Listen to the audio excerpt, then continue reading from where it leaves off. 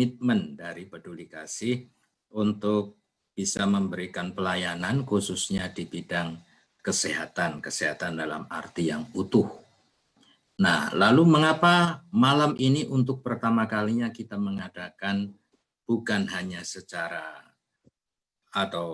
bukan hanya webinar seperti biasanya, tetapi tadi dikatakan lokakarya atau workshop, karena ini menjadi salah satu evaluasi dari kami untuk lebih interaktif dengan teman-teman semuanya. Maka diadakan lokakarya supaya nanti keterlibatan teman-teman bisa mendapatkan tempat dan kita akan mendapatkan masukan yang lebih konkret. Itu mengapa kita mengadakan lokakarya bersama.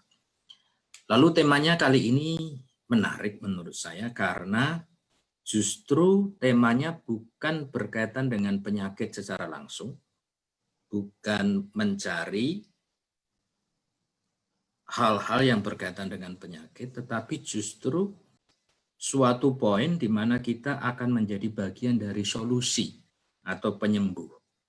Kita diundang untuk menjadi bagian dari solusi, bukan menjadi bagian dari masalah, yaitu belajar bagaimana mendengarkan dengan baik dan aktif, sehingga ketika kita bisa mendengar dengan baik, syukur alhamdulillah kalau kita bisa menjadi berkat bagi orang-orang di sekitar kita, khususnya mereka yang membutuhkan, khususnya mereka yang sakit.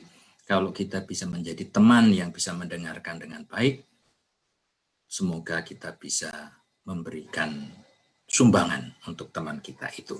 Nah, itu yang bisa kita angkat sebagai kata pengantar.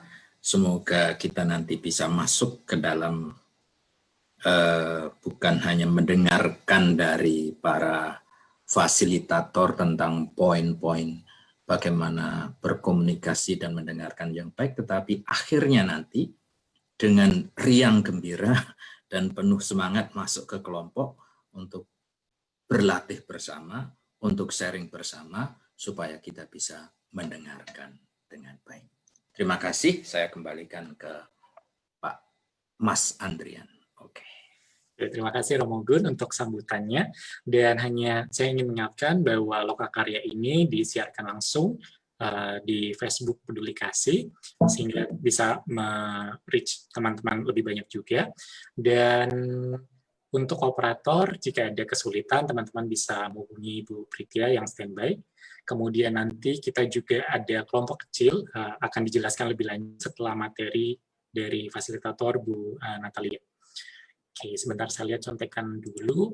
Baik, setelah ini akan ada sedikit sharing materi dari Bu Natalia tentang topik utama kita malam ini, dan waktu serta tempat saya langsung, sebelumnya lupa perkenalkan, nama saya Andrian, saya sebagai moderator malam ini dan juga timekeeper. Nanti untuk narasumber akan saya ingatkan waktunya jika akan habis 5 menit, tersisa 5 menit. Oke, baik, silakan Bu Natalia.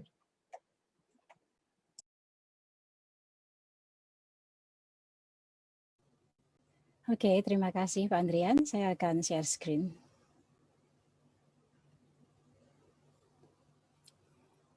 Selamat malam teman-teman semuanya. Salam sehat dan salam sejahtera untuk kita semua. Suara saya bisa terdengar dengan jelas ya? Bisa, jelas banget. Oke, terima kasih. Oke, malam ini kita akan berbicara bersama mengenai tema mendengar tidak hanya dengan telinga. Teman-teman, kita rileks ya, kita berbincang-bincang. Oke, kita angkat skenario satu cerita dulu. Pada saat kita bangun pagi, kemudian di pikiran kita sudah penuh dengan agenda bahwa hari ini itu akan bertemu dengan orang-orang yang akan menyulitkan kita, atau kita akan dipenuhi dengan pekerjaan-pekerjaan yang sangat merepotkan kita, pekerjaan-pekerjaan yang dimana kalau misalnya kita dikeluarkan dari majikan hari itu pun juga, kita juga nggak akan merasa kecewa gitu ya, berarti itu pekerjaan-pekerjaan yang sangat memberatkan. Otomatis bagaimana emosi kita, apa reaksi kita? Mungkin kita akan seperti ini, seperti yang tergambar dalam kartun ini. Saya sangat-sangat capek sekali. Nah, pada saat kita sangat capek sekali seperti ini, sudah tidak bisa berjalan lagi, bertatih-tatih, kita selalu mendambakan, alangkah baiknya kalau ada satu teman yang bisa mendengarkan kita. Apalagi kita di tanah rantau ya, kita seringkali merasa, kalau kita udah ada masalah, kita merasa sendirian, kita stres. Kalau ada teman yang bisa mendengarkan kita, bisa video call, bercerita bersama dengan kita, itu bisa, ya syukurlah kalau bisa membantu kita menjadi seperti ini. Kenapa nggak bisa ya? Oke, kita menjadi seperti ini. Ya, saya riang sekali. Oke, teman-teman, dengan mengikuti workshop pada malam hari ini, ya kita diharapkan nantinya akan siap menjadi seorang pendengar yang baik, pendengar yang efektif. Teman-teman, apakah siap? Apakah sudah merasa siap sekarang untuk menjadi pendengar yang baik, pendengar yang efektif? Di mana kesiapan kalian di skala 0 sampai 10 ini? Ya, nggak apa-apa. Mungkin ada yang 1 atau 2, ada 4, ada 5, gitu ya. Kita tidak pernah perfect memang. Kita tidak ada yang sempurna. Baiklah, pada malam hari ini kalau kita bersama-sama menempatkan diri kita pada skala yang ya pemula. Oke, 2 atau 3 atau 4, nomor 5, oke, itu mungkin lebih baik dari 7 atau 8. Mari kita belajar bersama-sama. Oke, untuk menjadi satu pendengar yang baik, kita perlu tahu bagaimana relaksasi diri kita dulu. Ada berbagai macam metode relaksasi. Ya, ini saya ambil yang termudah ya. Ini inhale, hold, kemudian exhale. Ambil nafas 4 detik, tahan 7 detik, dan keluarkan 8 detik. Bisa dicoba. Ambil nafas, tahan, kemudian keluarkan. Oke, kita sekarang sudah rileks semua. Maka kita sudah siap mendengarkan dengan baik. Baik teman-teman, mengenai to listen atau mendengarkan, ya saya sangat terkesan dengan satu karakter Cina, Chinese character, to listen, mendengarkan. Nah, seperti yang kalian lihat bersama. Dalam Chinese character digambarkan bahwa untuk mendengarkan, ya, itu ada telinga di sini, ears, telinga, kemudian ini raja, Wang, raja. Mengapa ada raja di sini? Ya, karena kita pada zaman dulu, ya pada zaman kerajaan itu ya, tidak ada orang yang berani menyela pembicaraan seorang raja. Oke. Kemudian di sebelah kanan ini kita lihat yang bagian atas adalah huruf 10 dalam karakter Cina, 10. Kemudian di bawah 10 ini ada mata. Di sini digambarkan bahwa mendengarkan itu tidak hanya dengan telinga dan memposisikan pembicara sebagai raja dalam tanda kutip ya, tapi kita juga perlu mendengarkan dengan 10 mata, itu artinya berfokus, benar-benar fokus, dan juga di sini di bawah 10 mata kita bisa lihat 1 ini I, ya, 1, 1 ini hati. Jadi mendengarkan itu adalah dengan telinga, memposisikan pembicara sebagai seorang raja, tidak menyela pembicaraan. Kemudian juga dengan 10 mata, fokus, dan sepenuh hati. Ini menjadi satu kesatuan. Mengapa mendengarkan itu penting, teman-teman? Ya, teman-teman mungkin lebih tahu dari saya ya. Kalau kita renovasi rumah itu, renovasi tembok ini ya, gambar yang saya pilih ini tembok.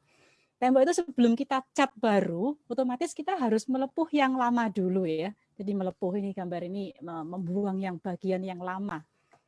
Nah, Dengan mendengarkan yang baik, yang efektif, kita diharapkan kita bisa membantu teman-teman kita, membantu pembicara, pemapar masalah itu untuk menggali pengalaman-pengalaman mereka atau menggali hidup mereka yang sulit gitu ya. Kemudian setelah menggali dan itu menjadi bersih, kemudian kita bisa membantu mereka untuk mengecat ulang, untuk memulai satu harapan hidup yang baru. Sebagai pendengar yang baik, teman-teman, kita diharapkan mampu menuntun pembicara untuk melalui 3 tahapan ini. Tahapan yang pertama adalah menceritakan apa yang sedang terjadi. Kemudian masuk ke tahap kedua, menceritakan apa yang mereka butuhkan. Kemudian yang ketiga itu adalah bagaimana mereka dapat mencapai apa yang mereka inginkan atau mereka butuhkan. Nah, ketiga tahapan ini bagaimana bisa dapat terrealisasi adalah melalui proses komunikasi yang efektif melalui active listening. Baik, apa itu active listening? Kita lihat di diagram ini. Active listening adalah mendengarkan. Yang pertama, kita mulai dari sini ya, mendengarkan pikiran pembicara, kemudian mendengarkan pengalaman-pengalaman dia,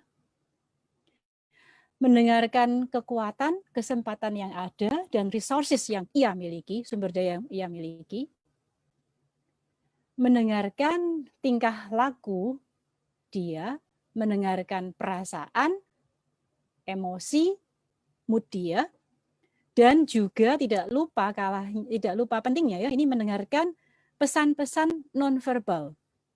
Pesan-pesan yang disampaikan tidak lewat kata-kata langsung. Misalnya, lewat ekspresi wajah mereka, mimik muka, gerakan mata, tatapan mata, mungkin kerutan dahi, memainkan mulut atau lidah gitu ya, gerak tubuh, cara duduk, atau cara berdiri, cara jalan dari awal hingga akhir, kualitas suara, dan lain sebagainya. Ini mendengarkan dengan efektif, active listening. Itu mendengarkan secara global seperti ini. Berikutnya, kita lihat bersama ya. Kita lihat bersama, kita akan bandingkan apa itu mendengarkan yang tidak efektif di video yang pertama, dan video yang kedua adalah mendengarkan yang efektif.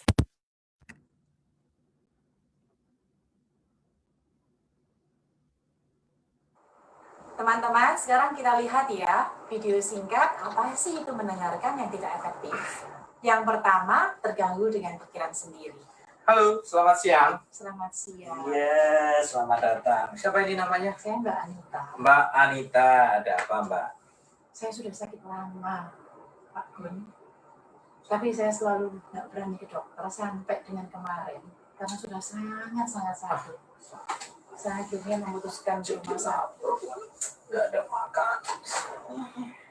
Pak Gun mau makan dulu. Oh iya, lanjut. Ya, gimana? Yang kedua, menyela pembicaraan. Kemudian dokter tes darah kan, darah saya, kemudian juga CT scan. Hasilnya, jangan terkejut ya, saya stadium 3. Aku nggak terkejut. Mbak itu biasanya begitu, nggak pernah memperhatikan kesehatannya. Udah berkali-kali dikatakan. Tapi gimana? Bisa ya? Kok bisa saya sudah stadium 3 ya? Ya, itu bukan nasib, tetapi itu kelalaian. Sudah berkali-kali dikatakan, kalau ada sesuatu yang salah dalam tubuh itu harus aware sejak awal. Kemudian harus berani ngomong dengan majikan supaya bisa diatasi. Saya itu kan masih baru 2 tahun di Hong Kong. Enggak menjadi alasan 2 tahun, 3 tahun. Yang penting itu harus memperhatikan kesehatan.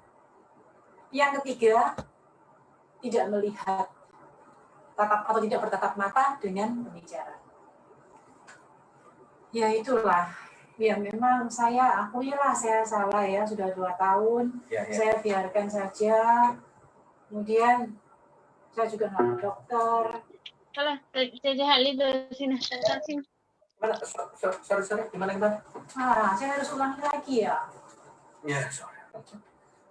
Yang keempat, judging. Itu kan sudah stadium 3 ya. Saya bingung sekarang. Saya masih punya anak-anak kecil-kecil di desa. Alasan klasik. Saya masih harus bangun rumah untuk mereka. Selalu keluar. Saya harus masih membiayai mereka Tapi sekolah. tidak memperhatikan kesehatan. Seperti itu. Sebenarnya saya sudah memperhatikan kesehatan. Saya sudah rajin olahraga, sudah berusaha nggak makan makanan kaleng. Aku meragukan orang Mbak nggak jujur biasanya. Alasannya selalu aneh-aneh aja. Enggak. Biar urusi sendiri. Yang kelima, tidak klarifikasi. Ya, terus aku harus gimana ya? Gimana kalau sudah seperti itu, bagi saya yang paling penting adalah pulang, nggak ada jalan lain. Karena stadium 3 di sini untuk apa lagi? Apalagi kalau misalnya majikanmu itu tidak bertanggung jawab, nggak ada jalan lain.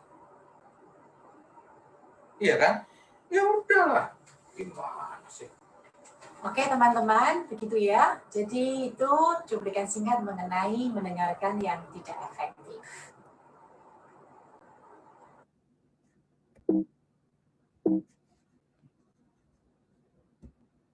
Oke teman-teman, sekarang kita mendengarkan yang efektif. Teman-teman, yuk kita simak bersama apa sih itu mendengarkan yang efektif. Selamat siang Pak Joko. Selamat datang kembali ya. Ya. Apa yang bisa saya bantu hari ini? Ini Bu, saya itu ada masalah dengan keluarga. Istri saya itu tanpa persetujuan dengan saya dan juga kok tiba-tiba memutuskan pergi ke Hong Kong, merantau. Padahal dari segi ekonomi ya kita nggak ada masalah. Sementara anak-anak masih kecil-kecil, jadi saya tuh bingung bagaimana sekarang. Iya Pak Joko, saya bisa lihat dari mimpi Pak Joko, intonasi, postur tubuh, dan cara untuk Pak Joko sangat cemas ini ya. Tadi Pak Joko bilang bahwa istrinya Pak Joko ini tiba-tiba mengambil keputusan. Bisa nggak cerita ke saya lebih lanjut apa yang Pak Joko maksud dengan tiba-tiba di sini? Ya pergi ke Hong Kong itu kan jauh ya. Seharusnya kan kalau memang punya keinginan untuk mandiri, ya kita nggak ada masalah ekonomi, tapi kan kita juga tetap butuh materi. Kan saya kan cuma bekerja guru gitu. Nah kalau memang mau membantu secara ekonomi, apalagi jauh, kan ya direncanakan paling tidak setahun 2 tahun berbicara. Tapi ini hanya dalam beberapa hari kok terus pamit. Kayaknya sih ada masalah dengan mertua, dengan ibu saya. Baik Pak Joko, jadi itu yang Pak Joko maksud dengan tiba-tiba karena tanpa perencanaan. Masalah dengan ibu, Pak Joko melihat itu rupanya ada masalah dengan ibunya Pak Joko ya. Apakah Pak Joko sudah pernah bertanya langsung kepada istrinya Pak Joko dan juga ke ibunya Pak Joko sendiri mengenai hal ini? Iya, secara tidak langsung sih iya. Tapi saya kalau terus terang kalau saya langsung bertanya itu takut. Nanti kalau saya membela istri saya, dikira saya itu anak durhaka, tidak nurut dengan ibu. Tapi kalau saya tidak berani membela istri saya itu dikira suami macam apa. Saya kan juga merasa harga diri saya nggak ada di sini. Iya Pak Joko. Jadi kalau bisa saya simpulkan, Pak Joko hari ini datang karena Pak Joko bingung apa yang harus Pak Joko lakukan. Pak Joko merasa terjepit di antara istri dan ibunya Pak Joko sendiri ya. Pak Joko ingin jadi suami yang baik, tapi juga ingin jadi anak yang baik. sebenarnya sih ya nggak apa-apa kalau istri saya memang punya niat untuk membantu secara ekonomi, mencari pekerjaan supaya nanti pendidikan anak-anak terjamin. Tapi kan anak-anak masih kecil-kecil, saya juga bingung, saya sibuk bekerja, kalau dititipkan sama mertua, ya nggak tahu nanti bagaimana. Jangan khawatir, kita akan bahas lebih dalam lagi, kemudian kita akan cari solusinya bersama-sama. Terima kasih Bu ya. Ya teman-teman, begitu ya. Jadi ini satu cuplikan singkat bagaimana mendengarkan yang efektif itu. Yang pertama, kita harus fokus. Kita tidak melantur, kita tidak daydreaming sendiri dengan masalah-masalah kita sendiri. Kemudian yang kedua, kita tidak menyela pembicaraan. Kita memberikan kesempatan kepada pembicara untuk menyampaikan masalah dia. Kita tidak judging, dan kita bisa klarifikasi, menarik kesimpulan apa yang dia butuhkan di saat itu.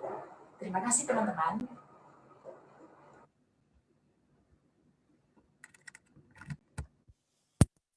Baik teman-teman, kita lihat dari video tadi yang mendengarkan dengan efektif, bahwa mendengarkan yang efektif itu kita perlu interaktif dengan pembicara dan connect ya.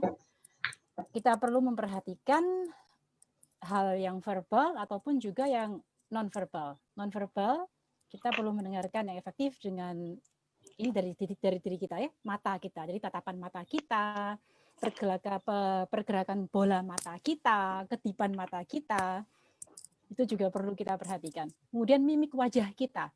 Kita tersenyum, itu berarti menyambut dia untuk berbicara lebih terbuka kepada kita. Ya. Kemudian posisi duduk kita juga perlu kita perhatikan. Kalau bisa kita ya duduknya leaning condong ke depan. Jadi itu seperti membuka pembicaraan dengan dia, dengan si pembicara. Postur tubuh kita, ya postur tubuh yang terbuka, tangan jangan terkatup seperti ini, tapi terbuka. Kemudian rileks. Dan seperti yang tadi saya sebutkan di depan, kita perlu bertanya dengan pertanyaan-pertanyaan menggali, open-ended question, tidak menyela, empati, kita perlu bisa klarifikasi dan menarik kesimpulan untuk membangun tujuan bersama.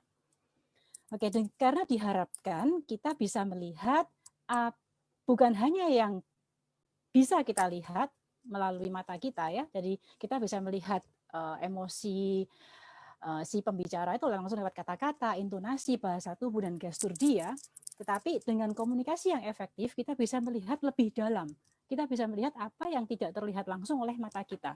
Kita bisa lewat pertanyaan-pertanyaan penggalian kita bisa melihat nilai hidup dia, pengalaman dia, ketakutan, impian, perasaan, dan harapan dia. Pendengar yang baik juga menghargai perbedaan budaya dan nilai, kemudian memberdayakan orang lain, ini sangat penting. Kita tidak melihatnya sebagai korban, tapi kita percaya bahwa ia bisa bergerak, bisa bangkit, berdiri untuk mengubah keadaannya. Oke, sudah hampir selesai slide saya. Yang terakhir, ya saya terbuka dengan pendapat kalian. Ya seperti yang dikatakan oleh Malun bahwa saya nggak pernah belajar kalau saya hanya berbicara kepada orang-orang yang selalu setuju dengan saya. Oke, berikutnya kita akan bagi dalam breakout rooms yang akan dijelaskan oleh Pak Andrian. Ya, silakan Pak Andrian. Oke, terima kasih Bu Natalia untuk pemaparannya. Dan sebelum kita ke ruang-ruang kecil, nah mungkin menarik untuk tahu ya teman-teman sudah berapa lama menjadi pekerja migran, karena mungkin beda-beda pengalaman atau sudah berapa lamanya. Jadi ini juga membantu nanti untuk membagi ke dalam kelompok kecil. Gitu ya. Boleh open mic atau teman-teman bisa juga chat untuk memberi respon sudah berapa lama sih menjadi pekerja migran, gitu ya. Dan ya selamat bergabung buat teman-teman yang juga baru bergabung. Kita sudah menyaksikan atau mendengar Bu Natalia membagi informasinya tentang mendengar efektif. Oke, ya silakan kalau ada yang mau open mic, sharing sudah berapa lama. Oke. Sorry, saya awali dengan saya ya, nama saya Shirley. Ya, Saya sudah 13 tahun di Hong Kong dan ini menuju ke kontrak baru, berarti tahun ke-14 saya di sini. wah, Makasih. cukup lama. Ya, terima kasih Kak Shirley untuk sharingnya. Ada juga yang di chat ya, ada Kak Husna 5 tahun, ada yang 3 tahun, Kak Nurul, kemudian juga operatornya sendiri, Kak Pritya 7 tahun. Saya sendiri baru 1 tahun, newbie, pendatang baru. Teman-teman yang lain juga boleh berinteraksi, sharing sudah berapa lama menjadi pekerja migran. Karena nanti di kelompoknya idealnya kita bisa saling berbagi, jadi jangan sampai di satu kelompok ngumpul yang sudah misalnya 10 tahun semua, sementara yang di kelompok lainnya hanya mereka yang mungkin baru 1 atau 2 tahun. Nah, jadi kita bisa belajar bareng ya. Oke, dan ya teman-teman boleh tulis di chat juga kalau misalnya sulit untuk berkomunikasi dengan open mic. Sambil menunggu teman-teman menjawab, sedikit penjelasan saja apa sih yang kita lakukan setelah ini. Jadi nanti dari operator atau Pritya akan membagi ke dalam kelompok kecil seperti yang di slide-nya hilang. Oke, akan ada 4 grup nanti ya. Yang grup pertama itu setiap grup itu akan membahas satu teknik yang sudah dijelaskan oleh Bu Natalia dalam videonya. Yang pertama itu parafrase atau menyimpulkan kembali. Tidak 100% plek kata-katanya sama, tetapi dengan pengertian kita, gitu ya. Apa sih dari misalnya, karena ada yang mungkin berbicara panjang, muter, nah kita membantu untuk meringkas apakah ini maksudnya, gitu ya, menyimpulkan. Lalu di grup kedua nanti fokus pada nonverbal atau gestur, bahasa tubuh, mendengarkan efektif juga dengan perhatian yang sepenuhnya, gitu ya.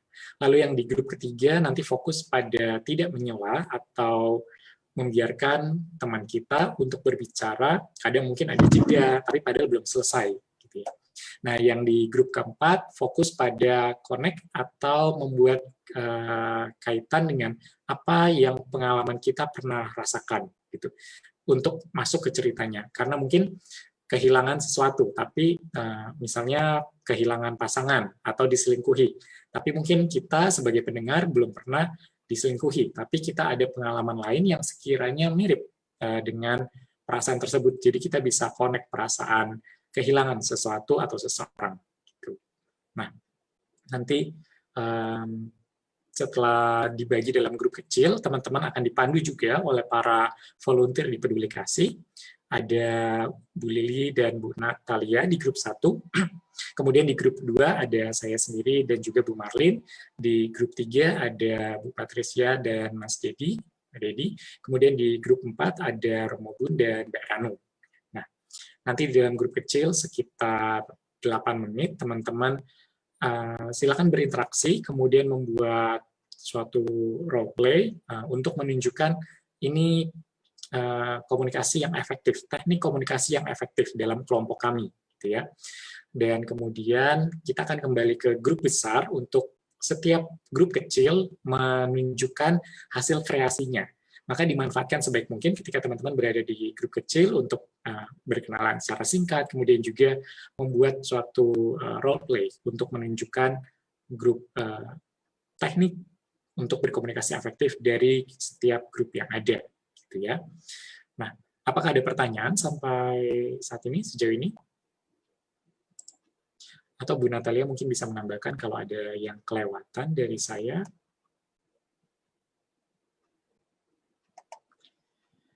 Sudah oke, Pak Adrian. Oke, saya lihat contekan dulu. Fasilitatornya kelompok kecil ada dari volunteer Peduli Kasih, kemudian juga sekitar 8 menit ya. Apakah akan kita bagi sekarang? Ya, silakan Pak Andre. Ya, nanti teman-teman akan muncul di layarnya atau langsung dibagi ke dalam grup kecil, itu nanti teknisnya akan jadi operator, tapi akan ada peringatan sisa waktu yang tersisa. Jadi jangan kaget kalau tiba-tiba misalnya kembali ke grup besar. Oke, silakan. Berapa menit nanti? 8 menit, Romo Gun. Oke. 8 menit ya. Baik. Ya, sambil menunggu untuk dibagi dalam grup kecil, teman-teman bisa lihat lagi di slide-nya bahwa ada 4 grup. Dan nanti dari fasilitator grup kecil juga akan menjelaskan singkat kembali apa sih yang difokus pada grup tersebut, teknik komunikasi efektif dari setiap grup.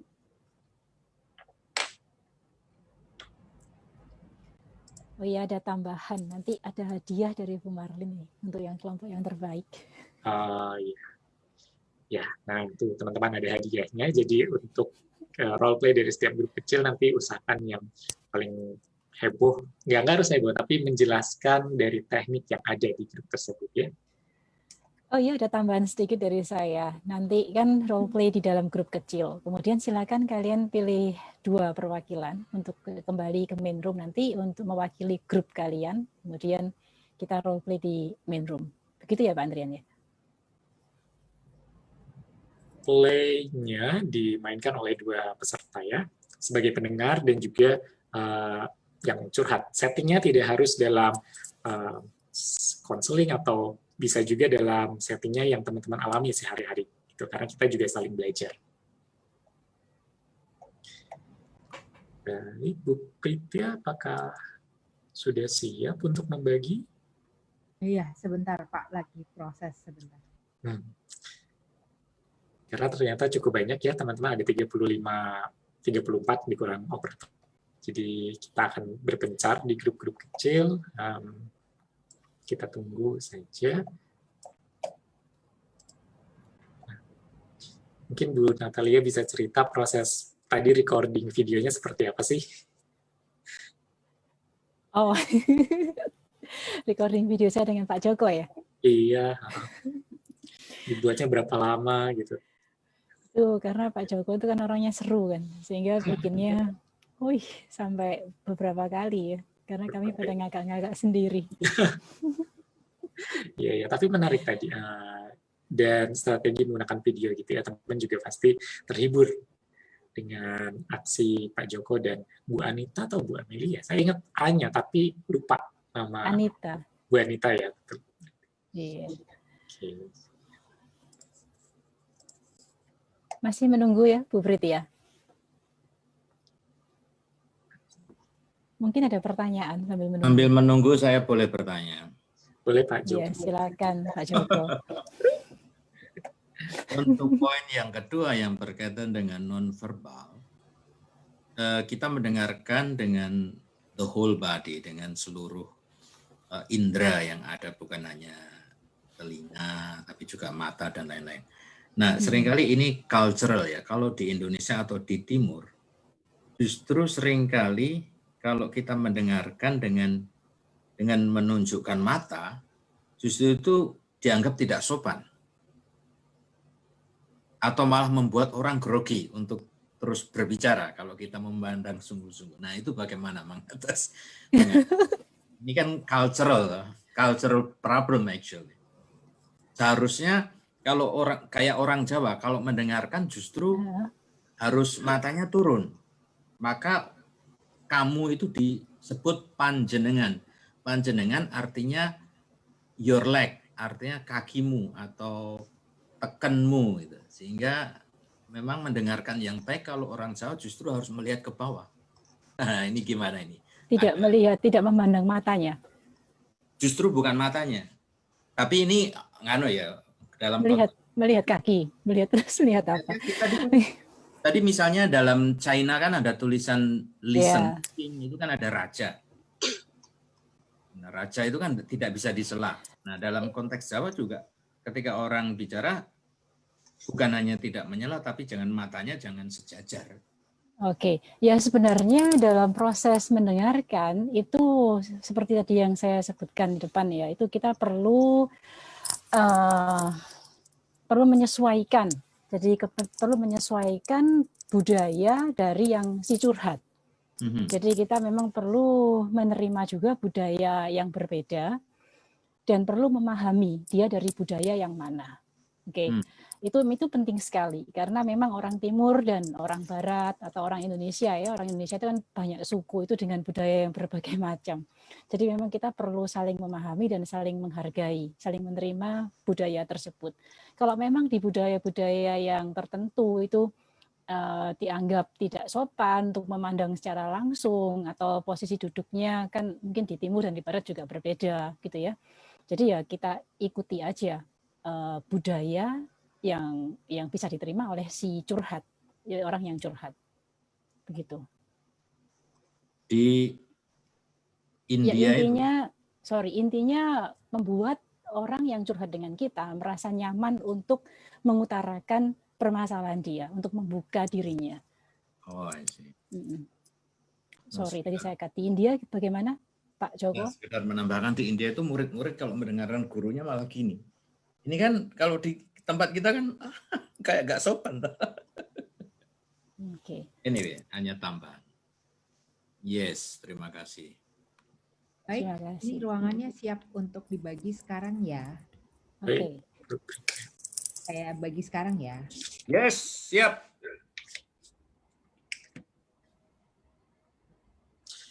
Ya, teman-teman bisa klik join di layarnya, ada muncul pilihan join ya.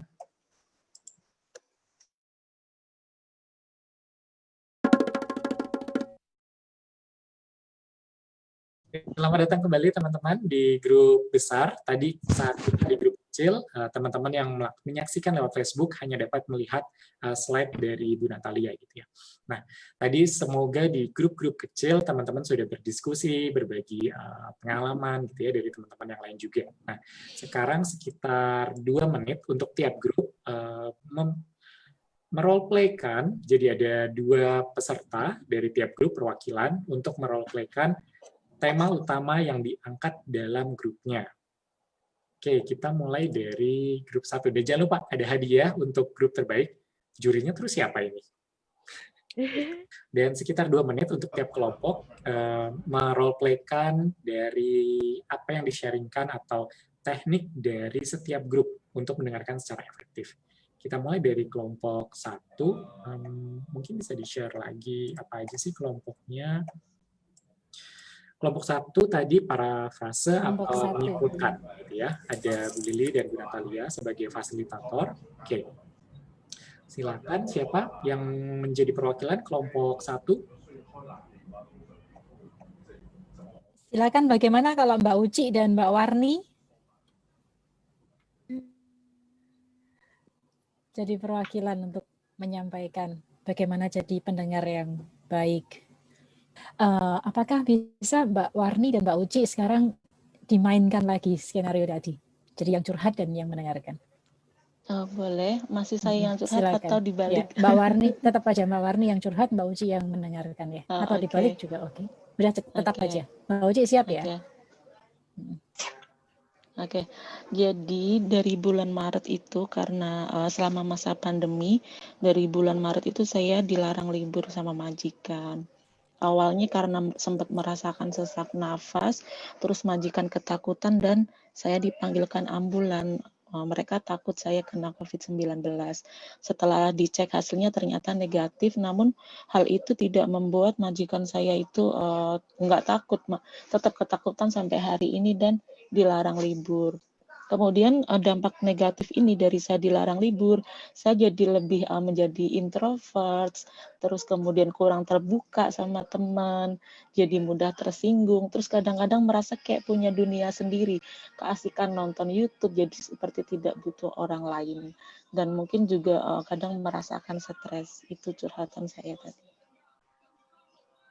Terima kasih Mbak Nurul atas curhatannya untuk kita, terutama saya. Dari bulan Maret Mbak Nurul itu nggak boleh libur ya sampai hari ini ya. Iya. Dan sampai sesak nafas dan di calling ambulans karena dikira COVID. Iya benar begitu Mbak. Itu yang membuat emosi Mbaknya itu nggak stabil kan. Jadi menurut kesimpulan dari semua itu kesimpulannya ya, majikan terlalu apa ya Mbak, terlalu kaget sama Mbak, itu terlalu takut karena anak Mbaknya itu karena emosi Mbak membuat Mbaknya stres, dan itu mungkin saya jadi grogi sekarang. Tadi kok enggak ya? Gak apa-apa Kak Uci. Saya tidak bisa menyimpulkan, tapi kesimpulannya untuk Mbak Nurul, mungkin untuk mengontrol emosinya Mbak Nurul lebih baik libur lah kalau diperbolehkan. Itu solusi itu berarti. Ya. Itu masuk dalam solusi kalau menurut saya. Kesimpulannya apa ya Mbak? Saya sekarang grogi.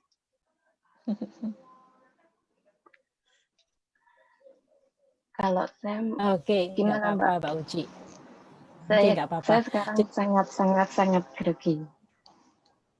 Ya, oke, nggak apa-apa. Jadi mungkin kalau parafrase dan menyimpulkan mungkin kurang lebih bisa seperti ini ya untuk masalahnya Mbak siapa tadi, Mbak Warni ya.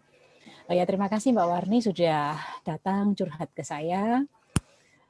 Tadi Mbak Warni sampaikan bahwa Mbak Warni terkena dampak negatif dari tidak boleh libur. Benar. Sehingga sampai telepon ambulans ke rumah sakit, sesak nafas, bahkan dikira kena COVID, begitu ya Mbak Warni? Iya, benar Bu. Itu dipertanyakan lagi ke yang curhat. Nah, kalau bisa saya simpulkan, bisa diedit atau bisa bicara langsung ke saya kalau saya keliru ya kesimpulan saya, bahwa dampak negatif ini membuat Mbak Warni merasa tertekan, stres, kemudian juga menjadi mudah tersinggung, menjadi introvert. Benar. Gitu ya Mbak. Nah itu parafrase, mengulang dan menyimpulkan. Oke, begitu Pak Andrian. Terima kasih Bu Natalia, Kak Warni, dan juga Kak Uci untuk penjelasan dan juga role play-nya. Nah, kita ke grup kedua yang tadi ada Bu Marlin dan saya yang bantu fasilitasi, dan ada beberapa teman kerja migran juga di sana. Nah, perwakilan dari kelompok kami membahas tadi tentang bahasa tubuh atau whole body, mendengarkan dengan whole body. Nah, kita ada Kak Sering dan juga Kak Tinta yang akan mewakili grup kami.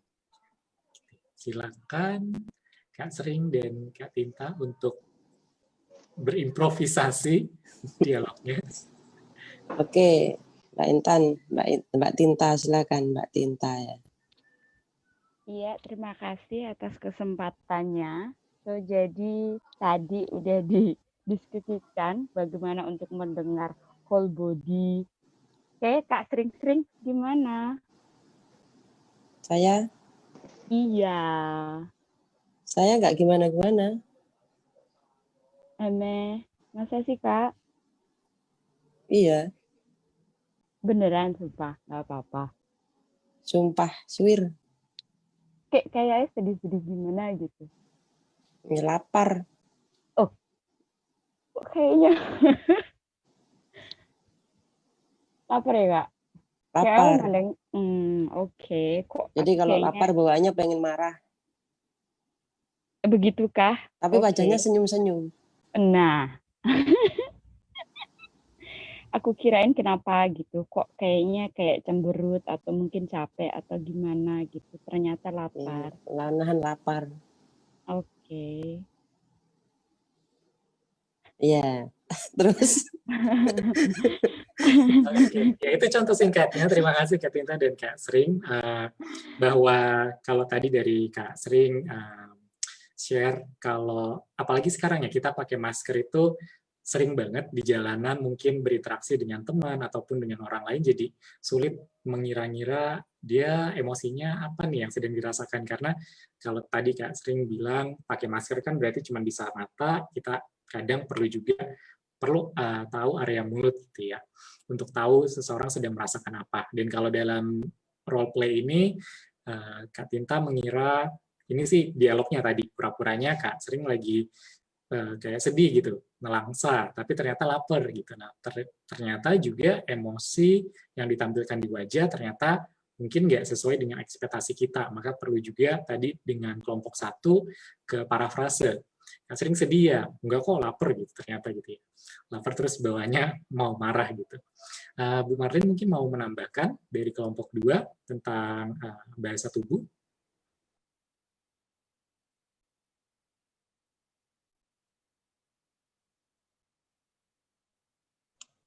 Tadi sering juga membahas tentang menggunakan tangan dalam memberi, terus di kebudayaan Indonesia tidak sama dengan kebudayaan di Hong Kong. Kalau kita memberi dengan tangan kanan, ya harus terima tangan kanan. Tapi itu apa namanya, kebiasaan yang berdasarkan kebudayaan masing-masing.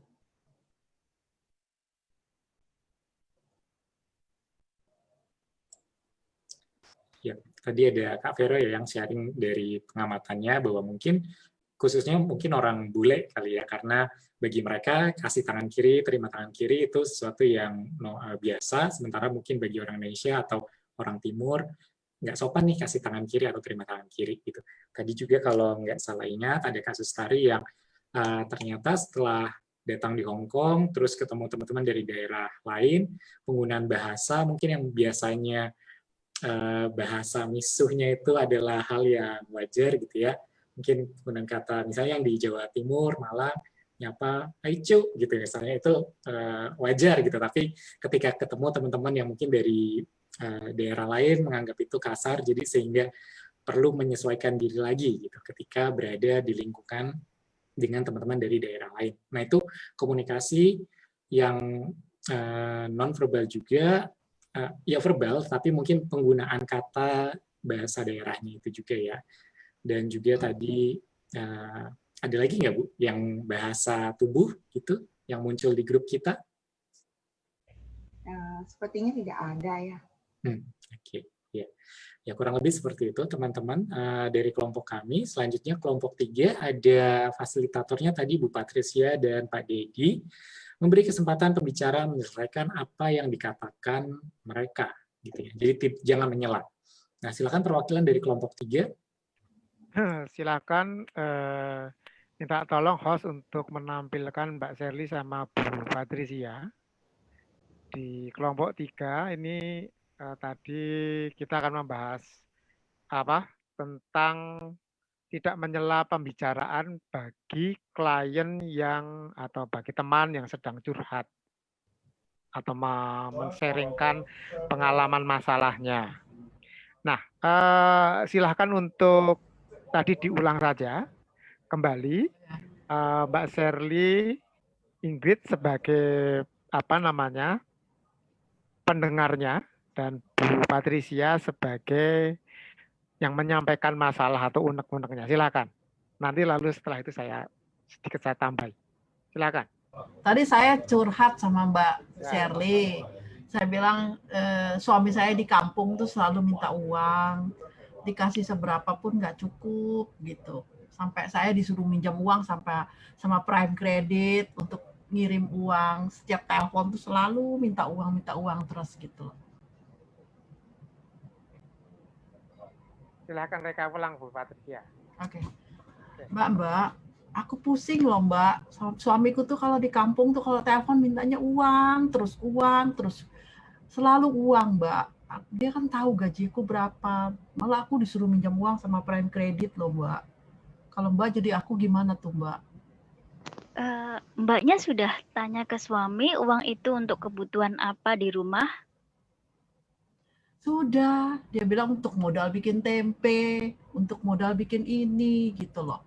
Jadi akunya pusing loh Mbak, akunya stres loh Mbak, selalu dimintain uang terus. Mbaknya sudah kalau dia seumpamanya buat bisnis tempe itu benar-benar ada bisnisnya enggak? Atau uang itu nanti untuk kebutuhan pribadinya suami seperti Ya, itu? aku nggak tahu Mbak, kan dia di kampung, aku kan di Hong Kong. Nah, gini Mbak ya, karena sampai di sini juga kerja, di rumah juga ada keluarga, lebih baik untuk keuangan sampean itu cerdas dalam menata keuangan sampean sendiri.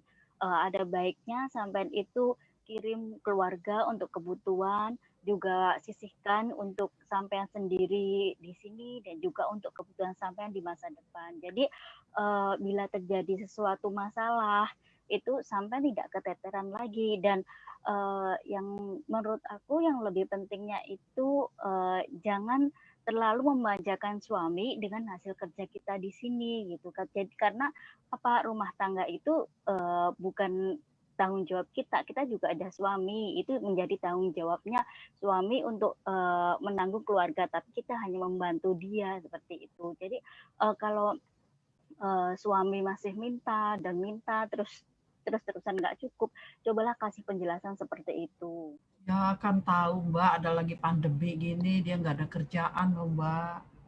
Jadi aku terus yang disuruh minta uang, aku jadi banyak cicilan loh sekarang Mbak. Nah, apalagi Mbaknya kan sudah ada cicilan, jadi Mbaknya harus lebih cerdas lagi. Uang yang dikirim ke Indonesia itu cuma segini gitu, cukup nggak cukup segini gitu. Bilang uang dari Hong Kong itu nggak cukup, suruh suami lah kerja apa, kerja serabutan atau apa. Wah, dia nggak mau kerja, nggak ada kerjaan, sedang pandemi gitu loh alasannya. Katanya lockdown, kerja juga di PHK.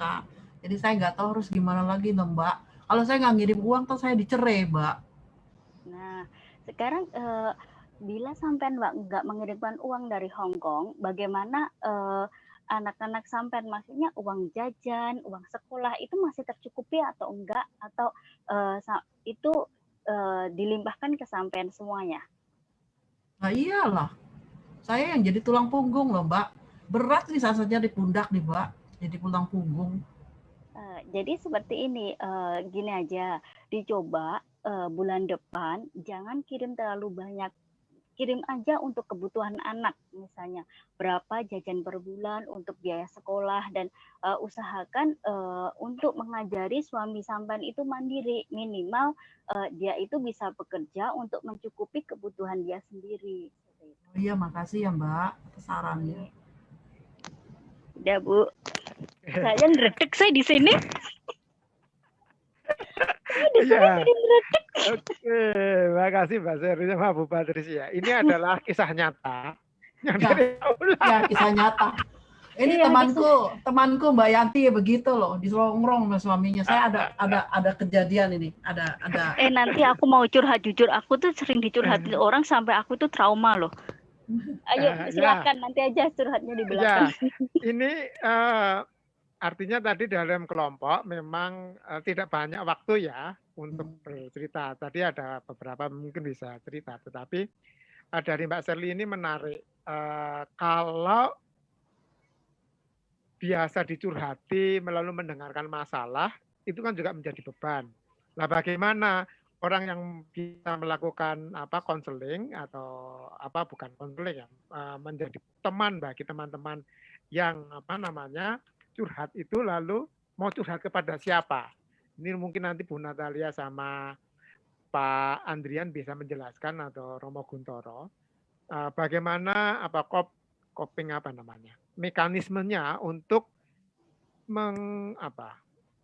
supaya orang yang biasa mendengarkan curhat atau masalah teman-teman itu juga lalu tidak stres. Ini karena pengalaman Mbak Sherly. Mbak Sherly ini saya tahu menjadi champion di Pathfinder. Jadi memang masalahnya nggak main-main. Kalau di Pathfinder itu sangat kompleks itu ya. Nah, ini nanti minta tolong dijelaskan atau ditanggapi, atau nanti Mbak Sherly bisa. Sekarang atau nanti aja ini? Nah, nggak tahu, sekarang nanti boleh. aja. Sekarang aja. Gini aja, nanti aja sekalian menyelesaikan yang soalnya dulu itu. Sekarang untuk pemasaran yang kelompok. Ya. Sampai keempat dulu ya, nanti aja. Terima kasih. Dulu, ya. Ini dari kelompok 3. Terima kasih. Terima kasih. Baik. Bu Natalia akan menjawab atau bagaimana, Bu? Tadi katanya Mbak Shirley nanti aja setelah kelompok 4 selesai.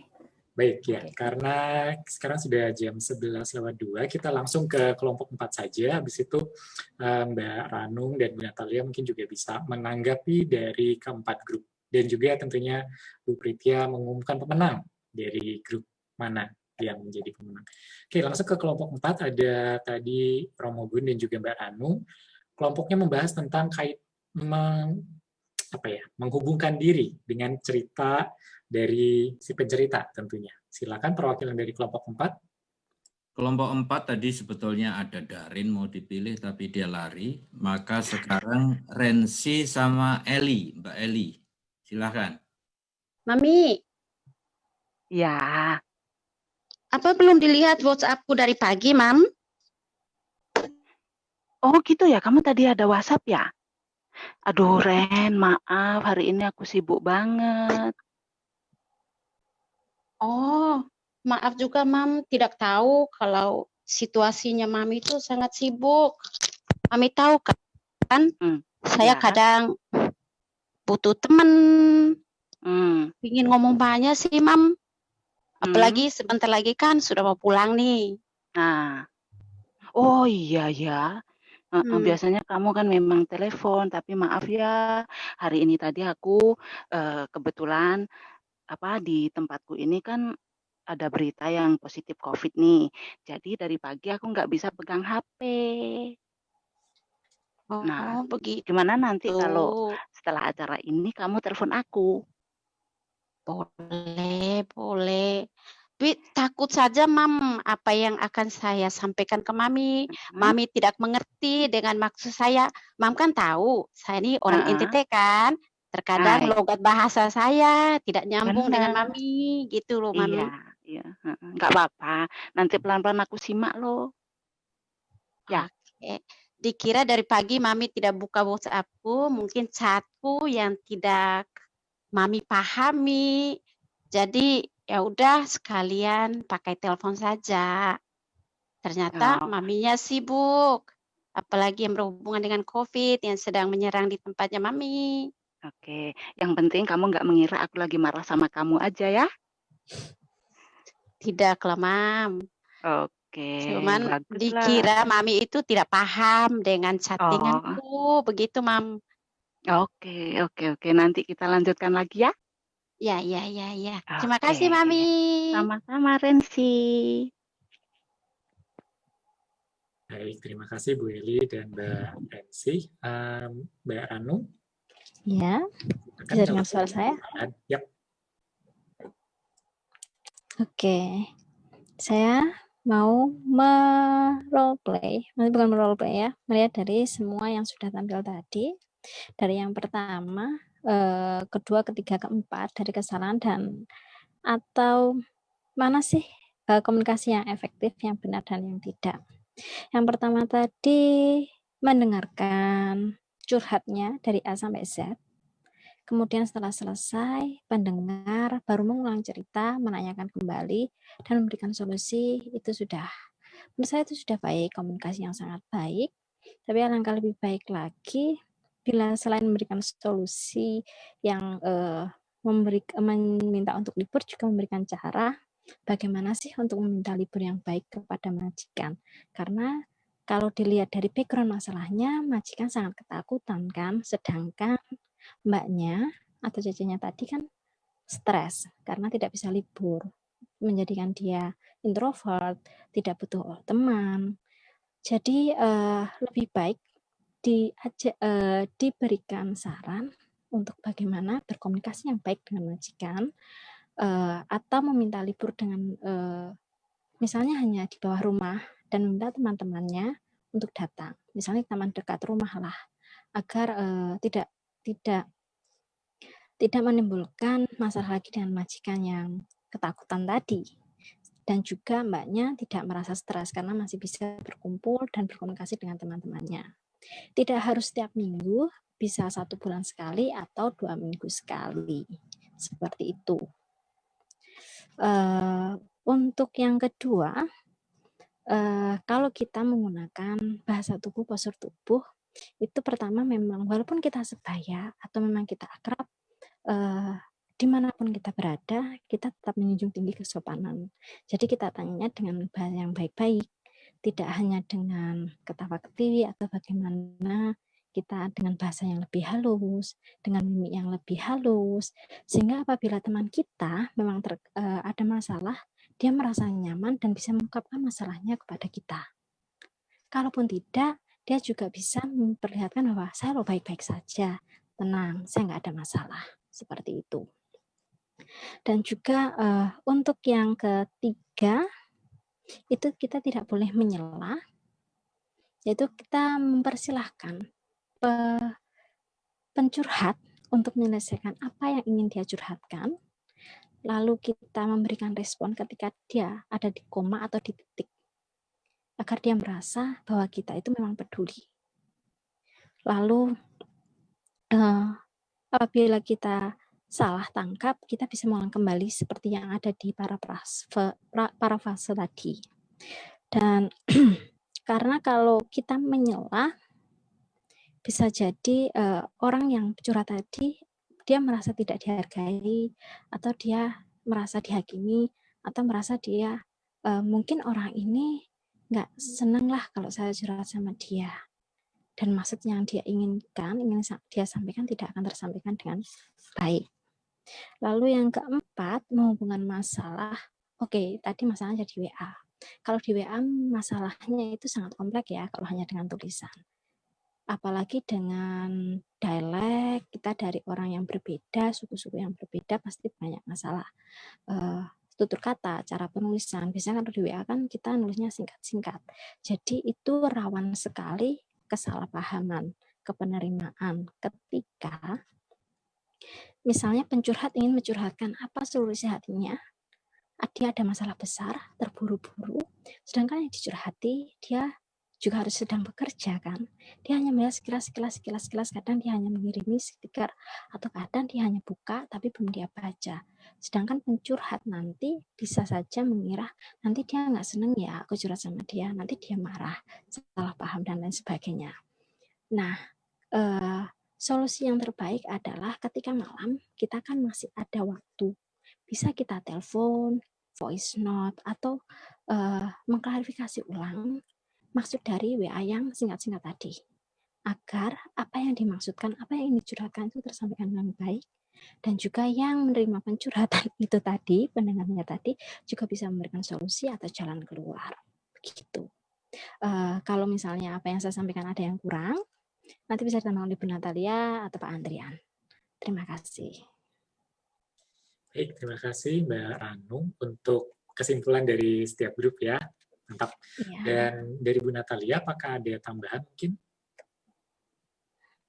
Ya, terima kasih semuanya ya. Saya sudah sangat bangga ini dengan kalian semua, paling tidak berani bicara, berani mengungkapkan, malah berani role play di sini, luar biasa. Saya ingin menjawab pertanyaan dari Mbak Shirley tadi ya, yang sering dicurhati oleh orang sampai merasa trauma atau terbeban. Baik teman-teman, sebagai seorang pendengar dan tentunya juga sebagai siapa saja ya kita di dunia ini, kita perlu membangun satu kematangan pribadi. Oke, apalagi sebagai seorang pendengar. Ya, sebagai seorang pendengar yang sering dicurhati seperti Mbak Shirley atau juga semua teman-teman yang ada di sini, pasti saya yakin sering dicurhati oleh ABCD setiap kalian libur gitu ya. Jadi memang sangat perlu untuk melatih, untuk meningkatkan kematangan pribadi kalian. Seorang pendengar yang baik itu ya harus ya diharapkan memang mempunyai pribadi yang matang. Apa itu pribadi yang matang? Adalah pribadi yang mengenal dirinya sendiri dulu. Oke, jadi pribadi yang mengenal siapakah saya, di manakah saya, apa tujuan hidup saya, dan saya membantu orang lain, saya mendengarkan orang lain, itu tujuan saya apa? Jadi tujuan saya, apakah saya punya tujuan untuk mengubah dia atau tidak? Jadi sebagai seorang pendengar, teman-teman, kita tidak dituntut untuk bisa merubah orang itu. Oke, kita memang hanya untuk mendengarkan saja. Jadi kita tidak dituntut untuk merubah dia ya. Oke. Jadi kalau kita memang sudah punya tujuan, kita tidak dituntut untuk merubah dia, oke, kita udah jelas di sini posisi kita. Kalau kita jelas posisi kita bisa apa yang dinamakan self healing. Self healing itu apa ya bahasa Indonesianya? Healing mengobati diri sendiri ya, menyembuhkan diri sendiri, self therapy, self healing. Nah, self healing di sini bisa dilakukan dengan olahraga, bisa dilakukan dengan berdoa, karena saya yakin teman-teman di sini punya agama dan punya Tuhan semua. Oke, jadi olahraga, berdoa, mendekatkan diri kita kepada Tuhan, ya, sehingga kita menjadi kita bisa rileks, kita tahu bagaimana kita merelaksasi diri kita sendiri. Selain itu, selain kematangan pribadi, kemudian juga kita perlu tahu cara self healing, self therapy diri kita sendiri.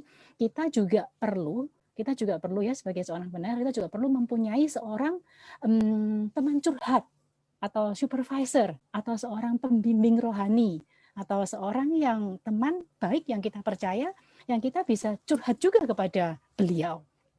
Oke, karena sebagai seorang pendengar kita juga perlu didengarkan oleh orang lain juga. Ya, itu tambahan dari saya. Jadi yang pertama adalah kita perlu perhatikan kematangan pribadi kita benar tahu siapakah diri saya dan untuk apa saya di sini, tujuan hidup saya. Yang kedua, kita perlu bisa relaksasi diri dengan olahraga, dengan berdoa, atau dengan menemukan orang yang cocok sebagai supervisor kita, sebagai orang yang juga bisa kita curhati. Itu. Saya sangat bangga dengan kalian semua dari grup 1, 2, dan 3, dan 4 ya. Ya, itu sudah berani bicara, mengungkapkan pikiran kalian, perasaan kalian, dan emosi kalian, itu sangat luar biasa. Ya, jadi dimulai dengan relaksasi, membuat teman yang curhat itu rileks, duduk rileks, kemudian bisa mengungkapkan isi hati, kemudian menarik kesimpulan, tidak menyela pembicaraan, dan bisa connect. Tadi di grup 4 saya juga melihat adanya penerimaan budaya yang berbeda. Ya, itu luar biasa sekali. Oke, begitu dari saya. Semangat terus. Terima kasih teman-teman. Ibu Natalia untuk tambahan penjelasannya. Dan kita ke pembagian hadiah nih dari Bu Pritia sebagai juri. Bisa mengumumkan kelompok mana yang menjadi pemenang? Yang pasti pertama tadi yang pertama Mbak Uci ya. Mbak Uci, kemudian Mbak Warni, kemudian Mbak Tinta, Mbak Shirley, dan yang terakhir adalah Mbak Rensi dan Bu Eli. Bagaimana kalau ke-6-6-nya saya beri hadiah? Boleh nggak? Terima kasih. Kan jurinya putusan mutlak di tangan juri, hadiah tidak dapat diganggu. Terima kasih, terima kasih. Baik, untuk hadiahnya nanti akan lebih dijelaskan lebih lanjut oleh Bu Pritia. Akan ditulis lagi ya, 6 pemenangnya dan juga hadiahnya apa. Nah, kita buka pertanyaan nih untuk 2 pertanyaan, mungkin 1 di sini yang mengikuti di Zoom. Kalau ada pertanyaan di Facebook juga Bu Pritia bisa bantu kalau memonitor kalau ada.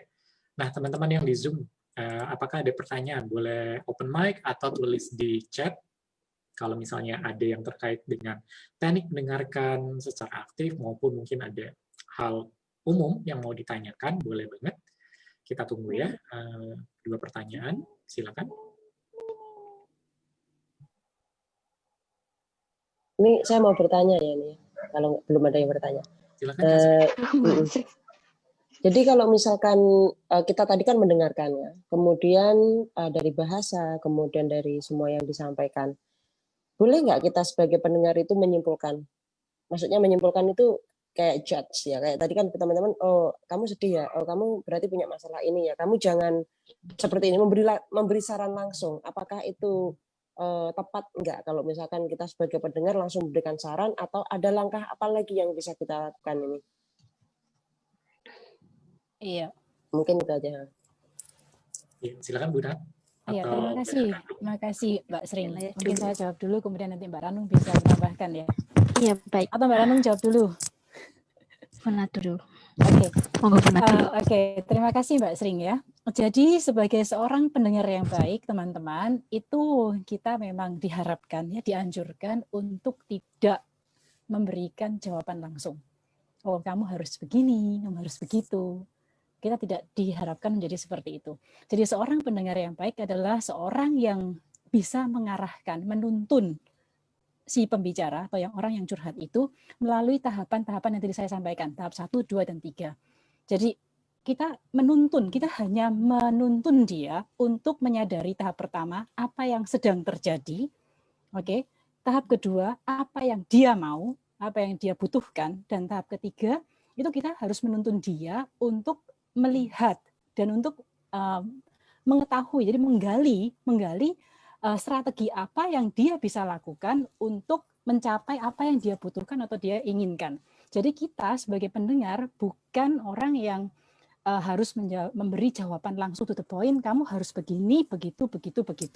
Oke, tapi kita hanya menuntun atau mengarahkan dia dengan cara menggali lewat pertanyaan, kemudian menuntun dia lewat beberapa strategi agar kemudian dia sendiri yang memutuskan strategi untuk berubah atau untuk mencapai hal yang dia inginkan di tahap kedua itu. Oke, jangan lupa bahwa sebagai pendengar yang baik kita harus menempatkan orang yang curhat itu sebagai raja dalam tanda kutip ya. Selain tidak menyela, tetapi kita menghargai keputusan dia dan menghargai kemampuan dia untuk mengambil keputusan. Ya, kita harus menempatkan kita menempatkan pencurhat dari pembicara dalam posisi pemegang kendali, jadi driver seat, orang yang menyetir mobil. Jadi dia sendiri yang menyetir hidupnya, bukan kita yang menyetir dia harus ke sini ke situ, bukan kita, bukan pendengar. Ya, tetapi kita memposisikan dia sebagai driver seat, di seat driver. Kemudian dia kita berdayakan. Jadi kita sangat perlu sebagai pendengar yang baik adalah memberdayakan orang lain, memberdayakan orang yang curhat agar dia menemukan apa yang bisa dia buat. Jadi posisi kita hanyalah sebagai penuntun atau pembimbing, bukan pengambil keputusan. Oke, begitu Mbak Sring. Terima kasih. Baik, saya tambahkan ya. Karena seperti ini, mereka yang curhat itu mayoritas butuh orang untuk mendengarkan apa segala yang ia rasakan. Sedangkan pendengar adalah kita yang dijadikan pendengar itu dipercaya oleh dia menampung, menjadi tempat menuangkan segala apa yang dia rasakan. Dan seperti apa yang dikatakan Bu Natalia, kita bertugas untuk menuntun dia, menggali apa sih sebenarnya masalah yang ia hadapi. Kita tidak punya hak untuk kamu harus A, harus B, harus C. Karena setiap orang punya keinginan yang berbeda dan kondisi yang ia ucapkan terkadang tidak seluruhnya ia ungkapkan. Dan juga seperti ini, setelah kita menggali secara keseluruhan, lalu kita bertanya kepada dia dengan halus, dengan perhatikan kondisi juga, sebenarnya apa sih yang dia inginkan. Kalau dia membutuhkan problem solving, misalnya dia kena masalah hukum dengan majikan, ada masalah pengalihan atau apa, lalu kita arahkan kemana dia harus pergi. Karena banyak juga organisasi di Hong Kong yang ada, tapi bukan kita yang menyuruh dia untuk kamu harus A, harus B, harus C. Biarkanlah dia memilih. Seperti itu. Mungkin bisa diterima. Karena Kak Sring sudah cukup jelas dari Bu Nat dan juga Mbak Ranung. Jelas sekali. Jadi tadi kalau saya bilang berarti kita memang harus berarti kita harus tidak cukup hanya mendengarkan sekali. Itu yang pertama ya kalau saya tangkap. Jadi kita harus mencoba lagi untuk bagaimana kita akan menyampaikan kesimpulan kita. Apakah kita hanya cukup jadi pendengar? Kemudian berarti kita perlu bertanya lagi kepada yang curhat apa yang sebenarnya dia inginkan. Kemudian apa yang bisa kita bantu? Mungkin seperti itu kah? Ya, karena tadi ada teknik parafrase juga ya. Kita bisa mengklarifikasi apakah yang kita simpulkan itu sudah benar. Dan ini juga terkait pertanyaan selanjutnya dari Kak Husna, bagaimana membedakan saya sambung dengan pertanyaan Kak Husna ya, Kak Sri. Karena Kak Husna bertanya di kolom chat, bagaimana membedakan antara teman yang cuma curhat karena pengen didengarkan atau mereka butuh solusi. Nah, mungkin dari Mbak Ranung atau Bu Natalia bisa share pengalamannya, membedakan mana yang butuh solusi, mana yang cuma hanya didengarkan, mau didengarkan. Terima kasih. Silakan Mbak Ranung dulu ya. Oke, saya dulu. Untuk membedakannya seperti ini. Biasanya kalau saya, pengalaman pribadi, teman yang curhat dengan saya adalah teman yang sudah kenal saya, dan otomatis kita sudah tahulah sedikit banyak tentang sifatnya dia. Kalau teman saya yang biasanya curhat hanya ingin dengarkan, dia hanya menggebu-gebu, dia akan menceritakan seluruh masalahnya. Ketika kita tanya ulang, dia hanya akan diam. Dia akan seperti ini. Sudahlah, kadang seperti itu. Kadang juga hanya ketika kita memberikan imbal balik, mereka tetap tidak akan mendengarkan apa yang kita sarankan. Misal kita tuntun ke dia, dia akan tetap stay pada perasaannya, pada pemikirannya sendiri. Sedangkan mereka yang memang butuh solusi, dia akan seperti ini. Dia akan terus bertanya kepada kita, lalu apa sih sebaiknya harus saya lakukan? Pasti ada pertanyaan-pertanyaan seperti itu. Langkah apa yang harus saya lakukan agar masalah saya itu terurai? Menurutmu bagaimana? Dia akan menanya ulang kepada kita. Apa sih yang harus kita lakukan? Mayoritas akan seperti itu. Tapi memang beda kondisi, memang juga akan beda kasus, juga akan ada banyak perbedaan. Kita pasti ada chemistry lah dengan teman kita. Seperti itu. Mungkin Bu Natalia akan bisa menjelaskan lebih jelas. Terima kasih Mbak Ranung, sangat menarik tadi Mbak Ranung bilang itu chemistry ya. Sorry Terin, can you unmute yourself, Terin, please? Oh, sorry. Ya, tadi sangat menarik bahwa Mbak Ranung bilang ya ada chemistry antara pendengar dan yang curhat. Ya, itu teman-teman itu penting sekali. Jadi kita harus membangun satu jaringan interaktif ya antara kita sebagai pendengar dan mereka yang sebagai pembicara atau yang curhat dengan kita. Oke, untuk membedakan, saya juga ingin menggarisbawahi apa yang tadi Mbak Ranung sampaikan, itu kita bisa lihat dari awal sebenarnya ya, dari gerakan-gerakan nonverbal.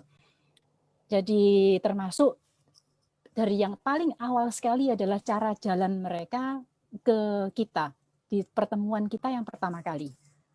Oke, kita bisa melihat bagaimana cara jalan dia, kemudian gerakan tubuh dia, posisi tubuh, gestur dia, postur tubuh dia, tatapan mata, mimik wajah.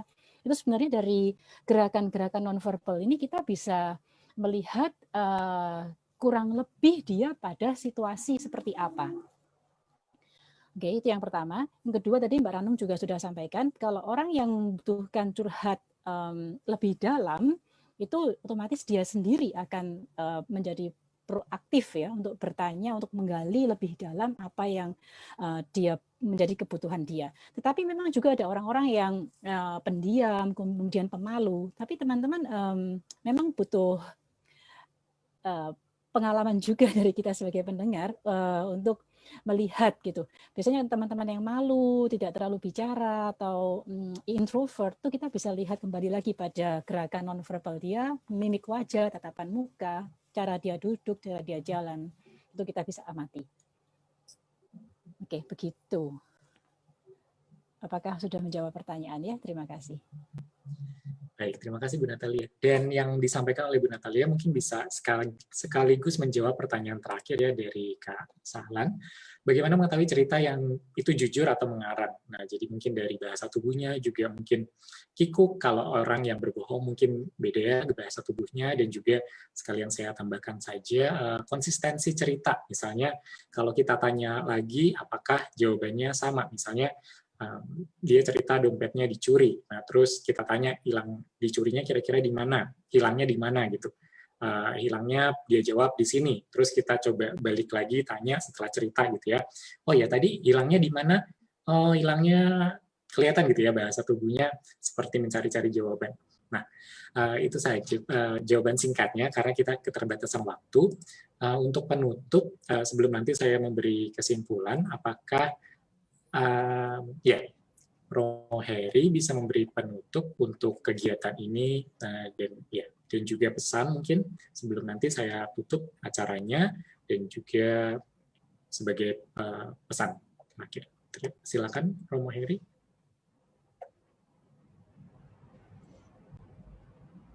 Selamat malam semuanya. Malam Romo. Terima kasih banyak kita sudah cerita bersama tentang mendengarkan dengan apa yang menjadi presentasi, lalu sharing, dan ya makin malam makin seru ya, gitu. Waktunya masih itu kurang dan saya sangat berharap supaya ada kelanjutan berikutnya, ya karena tema ini bukan hanya mendengarkan pakai telinga, tetapi lebih mendengarkan dengan hati. Yang namanya mendengarkan itu sebuah proses, seperti yang kita sharing pengalaman dari berbagai ya teman-teman tadi itu sangat luar biasa. Jadi saya berterima kasih kepada ya Mas Adrian, lalu Bu Natalia, teman-teman semua yang terlibat secara langsung maupun lewat live streaming di Facebook ya. Saya lihat di Facebook juga cukup banyak, lalu di-share oleh beberapa teman, lalu yang lain yang dari Indonesia juga atau dari negara lain bahkan Taiwan juga ya mereka ikut di Facebook. Jadi ya luar biasa sekali sharing pengalaman malam hari ini dan saya sangat berharap supaya ya ada kelanjutan dengan pembagian diskusi apalagi ada hadiahnya itu sesuatu sekali. Jadi terima kasih untuk semua partisipasinya dan ya tidak mudah untuk mendengarkan majikan ya dengan note yang berbeda-beda ya dari do sampai ya yang paling tinggi itu tidak mudah juga ya untuk memahami sampai masuk ke hati. Ya, memang tidak mudah sehingga orang di sini katakan itu meng-menga. Ya, menga gomat ya meng-meng. Jadi ya belum begitu paham. Jadi paham masuk dalam hati, ya itu baru kita sungguh-sungguh mendengarkan. Jadi ya terima kasih makin malam dan ya semoga hari-hari selanjutnya ya kita saling berbagi dari berbagai teman yang di Makau, di Hong Kong, Indonesia, Taiwan atau dari beberapa tempat. Jadi ya, saya serahkan kembali ke Mas Adrian. Terima kasih luar biasa semuanya. Sampai Derin saja saat ini belum bisa tidur ya gitu. Luar biasa Derin. Ya. Jadi terima kasih semuanya. Baik, terima kasih Romo untuk pesan positifnya. Dan untuk mengakhiri kegiatan Lokakarya ini, yang bisa saya simpulkan singkat saja bahwa kalau dari judulnya kita memilih kata listening, karena di bahasa Inggris ada hearing dan listening. Nah, bedanya hearing itu hanya menggunakan telinga, kita hearing atau mendengar suara jangkrik atau suara lainnya, tapi kalau listening kita butuh aktif karena juga perlu memahami, understand konteks pembicaraan dan juga tadi kita sudah bahas di dalam grup bahasa tubuh, kemudian juga mungkin intonasi dan juga perbedaan budaya itu perlu kita pertimbangkan bahwa intonasi tinggi orang Batak misalnya bukan berarti marah, karena memang seperti itu intonasinya. Jadi semoga dalam teknik yang kita praktekkan dan juga kita dengarkan di Lokakarya ini bisa teman-teman terapkan, dan bukan hanya dalam konteks curhat, tetapi juga keseharian. Misalnya ketika teman-teman berhadapan dengan majikan atau orang lain, ataupun teman-teman yang dari mungkin berlatar belakang budaya atau negara berbeda, semoga dengan teknik mendengarkan secara aktif ini bisa dipakai dan juga kita bisa seperti yang Romo Gun bilang di pembukanya tadi, kita menjadi bagian dari solusi, bukan kemudian menjadi tambah masalah gitu ya untuk orang lain. Oke, semoga dengan mendengarkan secara aktif kita bisa menjadi bagian dari solusi atau minimal membantu teman dengan mendengarkannya secara aktif. Begitu dari saya, dan terima kasih banyak untuk teman-teman partisipan dan juga para fasilitator, ada Bu Natalia, kemudian Mbak Ranu, dan juga beberapa tadi teman di kelompok kecil, dan mohon maaf kalau misalnya ada kesalahan. Dan terakhir ada tambahan hadiah untuk para penanya, dan yang terpilih adalah Mbak Husna untuk pertanyaannya. Nanti akan dihubungi lebih lanjut oleh operator atau Mbak Pritia ya. Oke, selamat malam semua, terima kasih banyak, dan untuk acara selanjutnya silakan nanti dilihat di Facebook-nya Peduli Kasih ya Bu Natali. Atau ada pengumuman lebih lanjut? Ada pengumuman lain? Cukup Pak Adrian. Cukup? Nanti Oke. lanjutnya di Facebook. Ya. Ya. Terima kasih. Terima kasih banyak. Saya sampai grogi. Gerah. Terima Baik. kasih Mbak Nunung ya. Terima Ya, kasih untuk para terima kasih peserta. semuanya.